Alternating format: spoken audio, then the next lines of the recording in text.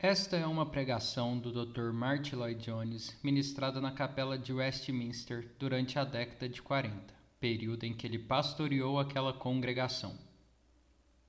Este é o esboço original e sem alterações. A tradução é de Hélio Kirchen e pode ser lida juntamente com outras pregações do Dr. Martyn Lloyd-Jones no livro O Cristão em uma Era de Terror, da editora Pronobis. Para adquiri-lo, acesse o link na descrição. Vamos começar lendo a palavra de Deus. Por aquele tempo, mandou o rei Herodes prender alguns da igreja para os maltratar, fazendo passar a fio de espada a Tiago, irmão de João.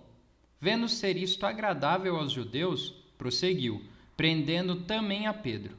E eram os dias dos pães asmos. Atos 12, do verso 1 ao 3. A minha intenção é considerar alguma das grandes lições que encontramos aqui nesse capítulo 12 dos Atos dos Apóstolos.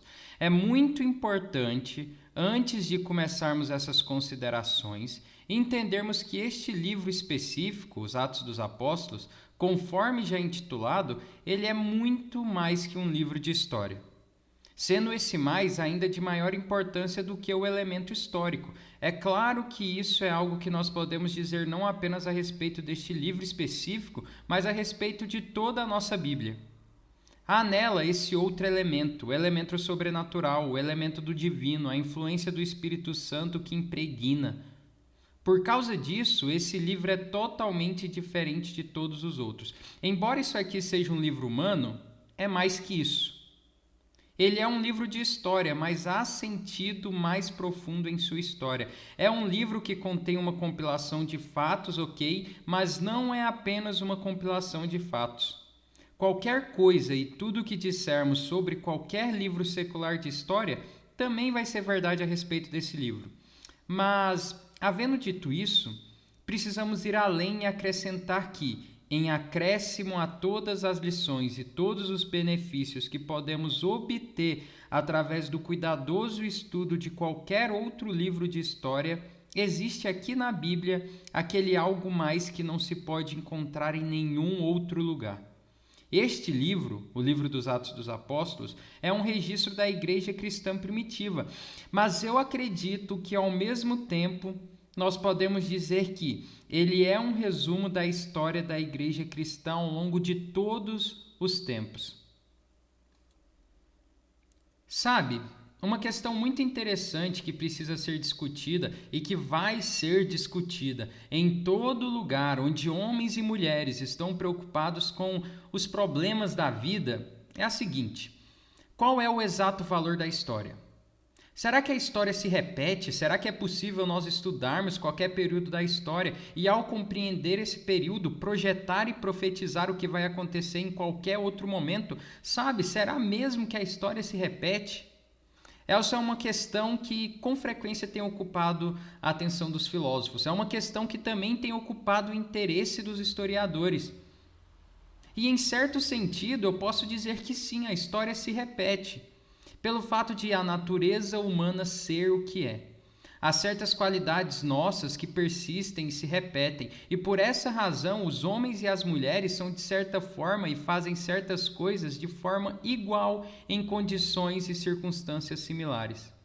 Mas ao mesmo tempo, também é óbvio e verdadeiro que a história não se repete de forma exata. Há várias variações, há várias mudanças, há várias diferenças. Mas quando nós estamos falando sobre a história da igreja, há ainda outro fator. Há um fator novo, um princípio completamente novo, porque a igreja é uma associação espiritual. A igreja é, em certo sentido, uma sociedade e organização não humana, ela é sobrenatural. Podemos dizer com certeza a respeito da igreja que a história dela em qualquer período é de fato a sua história em qualquer outro período. Com isso, eu estou querendo dizer que, se você lê este livro aqui dos Atos dos Apóstolos, penso que você também estará diante de toda a história da igreja.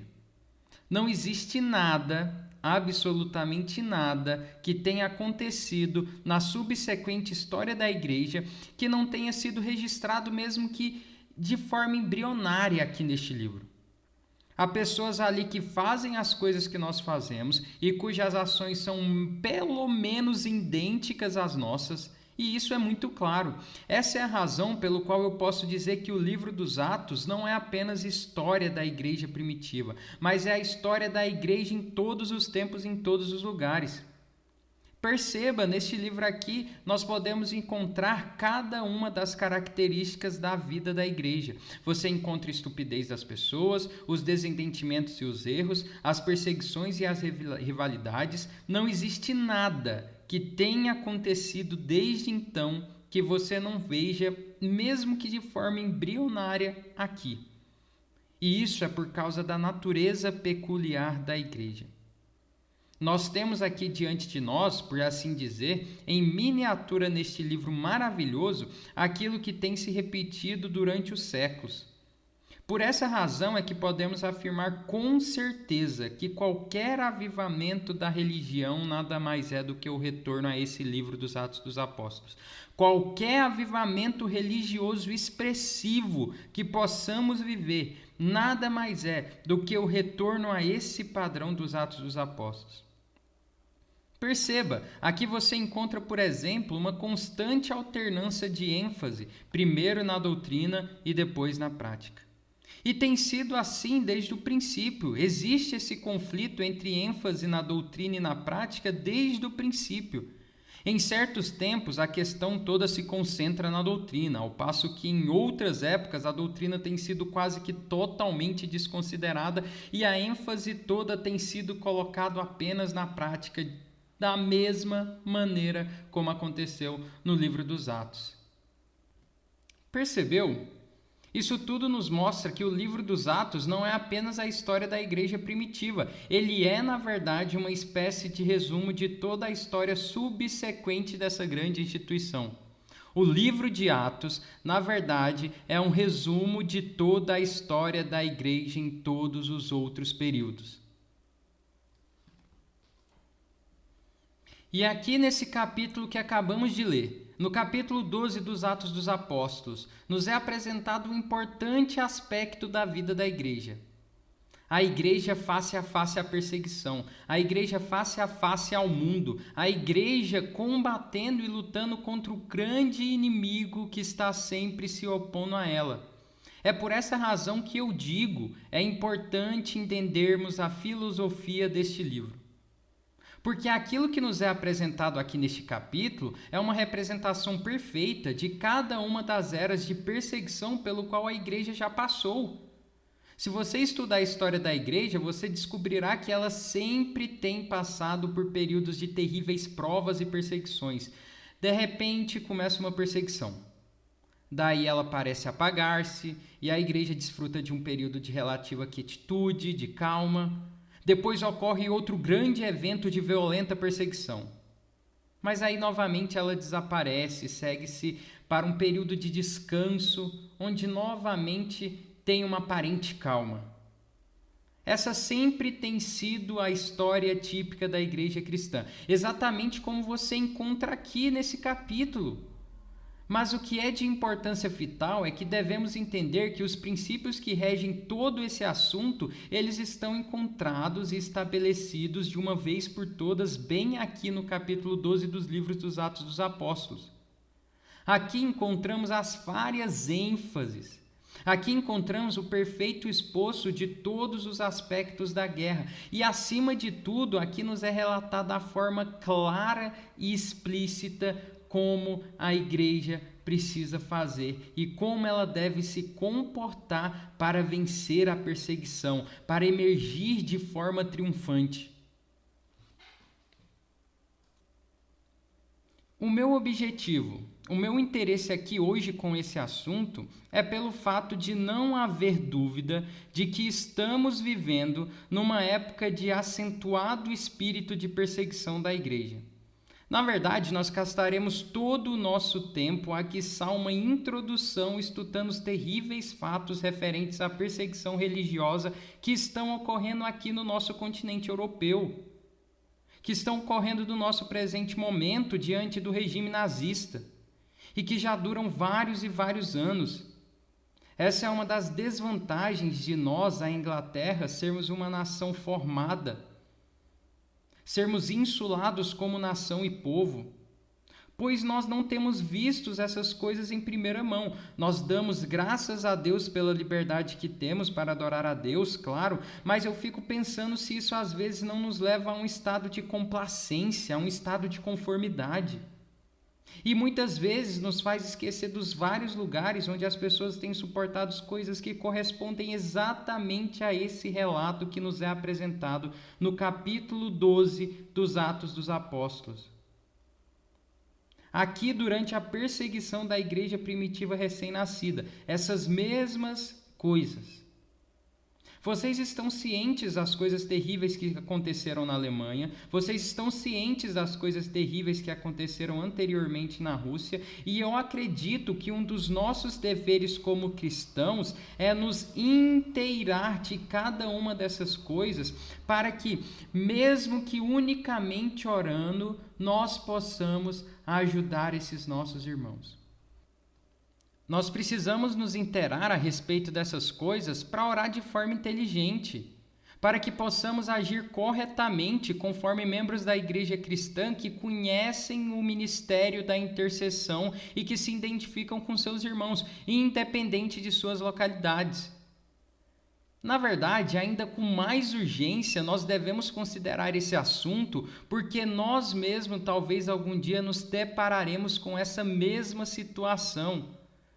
Não é o meu propósito emitir aqui alguma profecia, não é o meu propósito aqui predizer a respeito do futuro, mas há ocasiões, há momentos quando eu acredito que talvez tenhamos uma perseguição religiosa em nosso próprio país. Talvez não da mesma forma que tem ocorrido na Alemanha nazista, de forma militante, mas, sem dúvida, há um grande perigo que um espírito de materialismo farra esse nosso país e que se levante uma oposição ativa contra a fé cristã. Por essa razão, é bom que nós preparemos e que nos inteiremos da natureza dessa guerra espiritual. E, acima de tudo, não há nada mais animador do que olhar objetivamente para o conflito que é descrito aqui. Vemos o inimigo em sua arrogância e vemos a igreja cristã recém-nascida. Acompanhamos o conflito em seus vários estágios e vemos o triunfo final da igreja. Esse é um princípio que se aplica não somente na vida da igreja, mas também na vida de cada indivíduo. Aquilo que acontece com a igreja coletivamente pode acontecer a cada um de nós individualmente, pois estamos todos face a face com o mesmo inimigo e nós podemos triunfar da mesma forma que aconteceu com a igreja nessa ocasião. Da mesma forma que aconteceu aqui nesse registro do capítulo 12 dos Atos dos Apóstolos. Neste momento, o que eu pretendo é olhar para o início da história. E nós vamos conseguir fazer isso de forma melhor e mais clara, considerando os dois principais personagens, o rei Herodes e o apóstolo Pedro. Vamos começar por Herodes. Perceba, Herodes é o eterno tipo do antagonismo à igreja e do espírito da perseguição. Você já percebeu que neste capítulo nós podemos encontrar uma descrição perfeita de certas personalidades da nossa atualidade? Você consegue imaginar uma descrição mais perfeita de Hitler do que a descrição que é feita aqui de Herodes nesse capítulo? Será que isso não prova o meu argumento lá do início? Será que isso não prova que isto não é apenas um livro da história da igreja primitiva, mas sim é um livro da história da igreja em todas as épocas?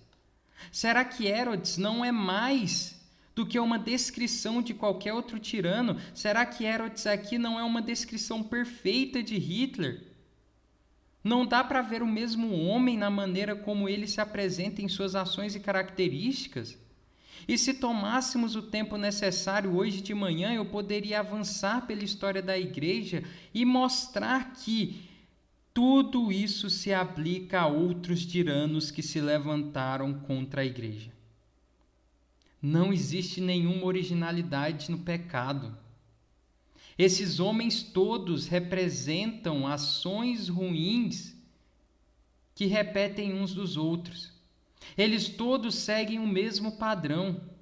Todos eles não passam de instrumentos do mesmo poder diabólico e satânico. Há uma espécie de igualdade mecânica na ação de cada um deles. Algo que me chama a atenção aqui é o orgulho e a arrogância de Herodes. O orgulho, a pretensão, a arrogância. Aqui diz que ele estendeu as mãos sobre alguns da igreja para os maltratar. Todo o comportamento e atitude desse homem se caracterizam pelo orgulho e pela arrogância. Veja, mais tarde nesse mesmo capítulo, nós podemos ler que ele está vestido um lindo traje, ele está discursando para ser admirado pela multidão, e a multidão gritava estupidamente para ele, dizendo: é a voz de um Deus e não de um homem. Que retrato típico do poder do mal! Esse poder mundano que sempre se levanta contra Deus e contra a igreja. Eu não consigo entender, eu realmente não consigo entender a atitude daqueles que dizem não crer na inspiração da Bíblia. Esse acontecimento aqui deveria ser convencimento, de uma vez por todas, que este não é um livro comum. Aqui está uma descrição perfeita da história contemporânea em seus mínimos detalhes. E só existe uma explicação para isso. É que vivemos num universo espiritual em que Deus está presente. Esses fatores operam em todos os tempos e eras com base em linhas certas e já definidas. Essa é a primeira coisa que nós podemos observar aqui. A próxima coisa que nós podemos observar é que não há razão aparente para essa ação de Herodes. Parece que ele, de repente, decidiu perseguir a igreja. Aqui nós podemos ler que, vendo Herodes ser isto agradável aos judeus, prosseguiu, prendendo também a Pedro. Ele já havia assassinado a Tiago e, vendo que, com isso, ele tinha agradado o povo, decidiu dar um passo adiante. Existe algo totalmente irracional e insensato aqui nas ações dele. Podemos desenvolver isso como um princípio, inclusive. A vida pecaminosa é sempre uma vida insensata. O pecado é sempre algo baseado na paixão. Ele não consegue dar razões das coisas que faz. Vimos isso em larga escala nos eventos ocorridos na Alemanha na década de 1930. É unicamente um desejo de gratificar uma paixão pelo poder. Não imaginemos que isso é algo verdadeiro apenas nas esferas da vida nacionais e internacionais. Isso também é verdadeiro explicando o pecado de cada um dos indivíduos. É o desejo de possuir algo que pertence a outra pessoa, o desejo pelo poder. Essa é a explicação de alguns dos pecados mais comuns das pessoas em nossos dias. Essa é sempre uma característica do espírito que é contrário a Deus. Outra característica desse homem é o claro desejo de ser um Deus. Em última análise, esse era o objetivo dele. Aquelas pessoas que chegaram diante dele gritando "é a voz de Deus", sabiam exatamente o que ele gostava, o que ele queria escutar. Ele queria que as pessoas o considerassem como um Deus. Ele queria que as pessoas se dobrassem diante dele. É sempre assim que acaba quando o homem começa a andar na estrada da glorificação de si mesmo. Isso tem ficado evidente no mundo moderno. O homem que deixa de crer em Deus tenta deificar a si mesmo. Estamos numa época em que se crê nas infinitas possibilidades do homem. Contudo, ao mesmo tempo existe algo absurdo, algo que chega a ser ridículo. Este relato aqui nos mostra a respeito dessa criatura arrogante, orgulhosa, atrevida, essa criatura que se apresenta como Deus e que parece tão independente dos homens. Ele sente que pode governar toda a humanidade, mas repara só, ele é sensível à aprovação e aos aplausos humanos. Foi porque viu ser isto agradável aos judeus que ele foi lá e prendeu Pedro. Aplique isso novamente a Hitler. Isso é verdade a respeito de todos os homens que tentam governar todos os outros. Essa aparente independência só está na superfície. Aqueles que se aliam às forças inimigas de Deus são sempre escravos de sua própria vaidade e do seu próprio orgulho. Viu só? Aqui está um esboço simples de uma figura do poder que se levantou contra a igreja. Ele se caracteriza pela adoração ao homem, pelo poder, pela arrogância e pelo orgulho. Ele atacou a igreja recém-nascida, que consistia apenas num pequeno punhado de gente. Esse é o pano de fundo da história. Agora deixando o rei Herodes de lado. Olhando agora para o outro personagem, o apóstolo Pedro. Há uma ou duas coisas que desejo dizer sobre ele.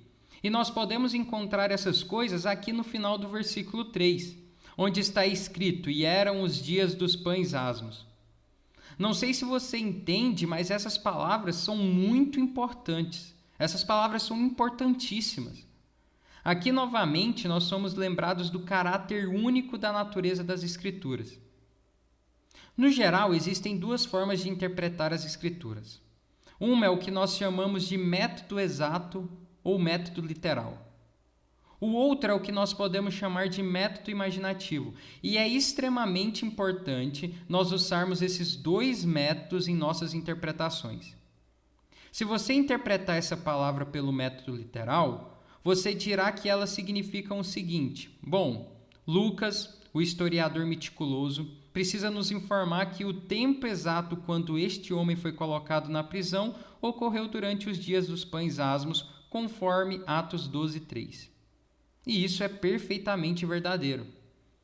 Você ainda pode dizer mais. Lucas, o escritor muito inteligente, ele nos concede uma pequena pista lá no princípio da história, nos dizendo que, se não fosse os dias dos pães asmos, o rei Herodes não teria apenas prendido Pedro, mas também teria matado ele. Isso porque existia entre os judeus uma lei que estabelecia que ninguém deveria ser morto durante esse período.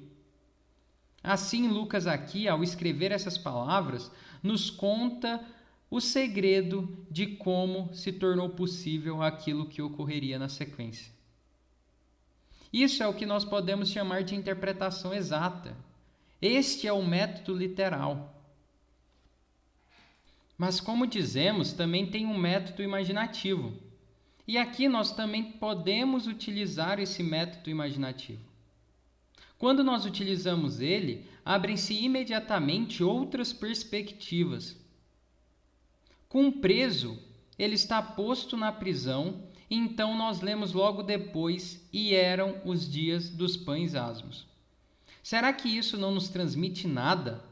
Qualquer coisa que isso significa para nós, podemos estar bem certos de que significava muita coisa para o apóstolo Pedro enquanto estava sentado naquela prisão. Será que eu consigo ler o que ele tinha em sua mente?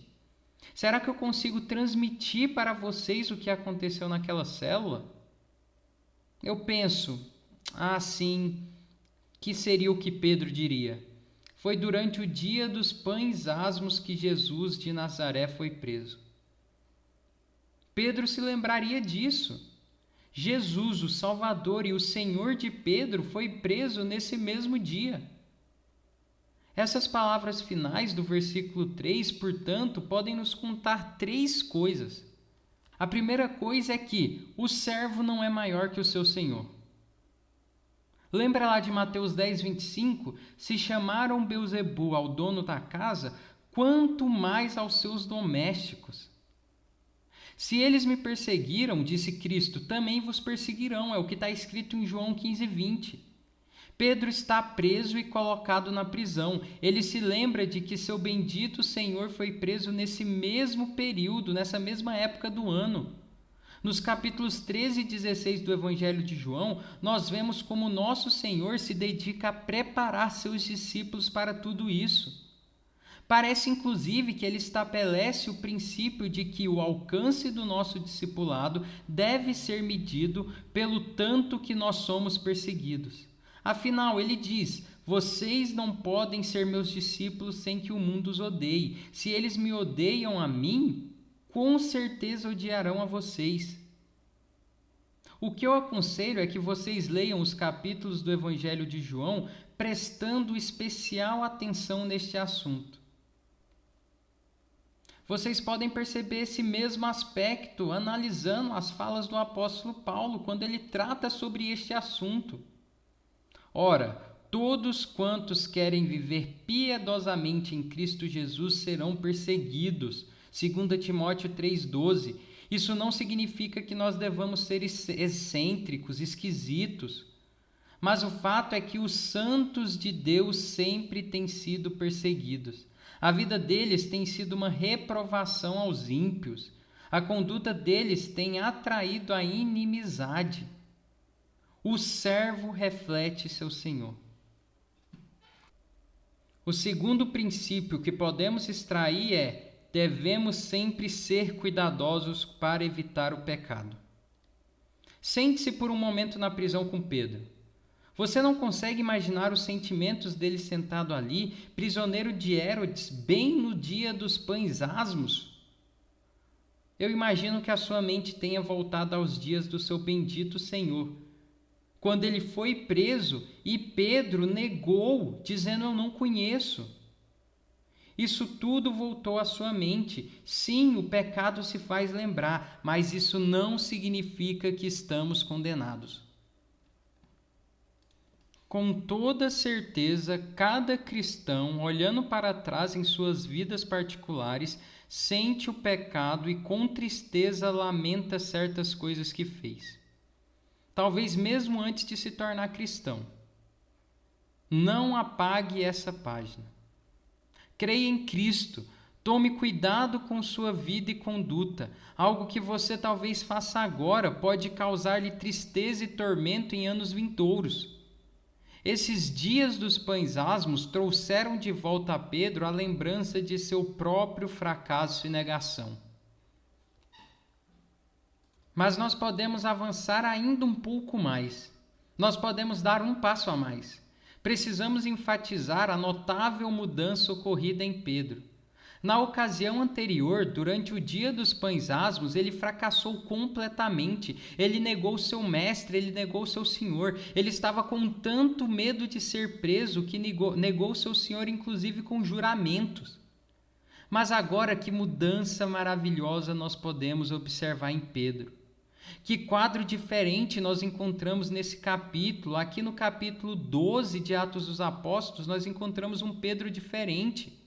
Encontramos o próprio Pedro numa prisão e se alegrando ali. Há uma lição que todos podemos acatar para nós mesmos. Talvez tenhamos falhados com nosso Senhor, mas Ele está pronto para nos perdoar. Podemos ter falhado, mas se nos arrependermos, podemos ser perdoados e, o que ainda é mais maravilhoso, podemos ser restaurados e colocados novamente na mesma posição, onde poderemos reafirmar a nossa fé e provar nossa lealdade. E aqui está pintado o quadro. Temos o inimigo arrogante, poderoso e forte. Temos o apóstolo do Senhor em sua cela na prisão, mas como nós vimos, ainda existe outro fator a ser apresentado. Pois o homem na prisão, que uma vez foi um fracasso e um fraco, é agora um novo homem como resultado da graça de Deus. Essa é a pregação do Dr. Martyn Lloyd-Jones intitulada de Perseguição Religiosa, ministrada na Capela de Westminster, durante a década de 40.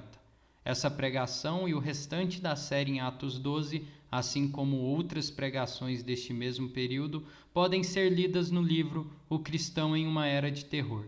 Link para compra na descrição.